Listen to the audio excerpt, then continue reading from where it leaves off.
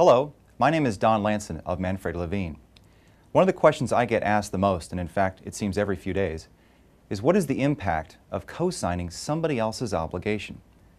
Now this could be your son needing you to co-sign his lease for a property near his college, or a best friend that needs you to co-sign for a car they're just desperate to get. Being the good parent or friend that you are, you go ahead and sign the document without really thinking about the circumstances, and it's only later on in the middle of the night that you wake up in a cold sweat wondering, what did I just do? Let's be clear. When you agree to co-sign an obligation, you become personally liable for the debt. So if your son fails to make the rental payment, or your best friend takes off in the car without a forwarding address, you are left responsible for the debt in full.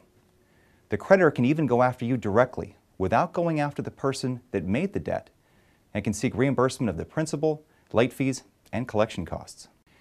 According to the Federal Trade Commission, when a borrower fails to make a payment on an obligation that has a cosigner, that cosigner is asked to repay the debt 75% of the time. That's a huge number. So with the high possibility of being asked to pay the debt, someone thinking of co-signing a loan needs to ask themselves these important questions beforehand.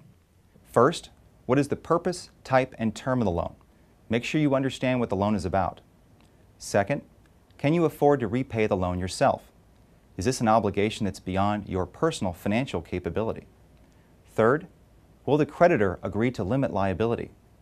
Sometimes, if you ask, the creditor may limit the extent of the cosigner's liability. Fourth, do you need to get a loan anytime in the future? If the borrower defaults, it will severely impact your credit, making it really tough to get a loan.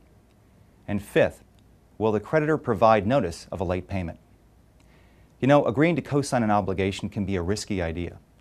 So before you sign the dotted line, make sure you know what's going on and ask a lawyer if you have any questions. That's it for now. We'll see you next month.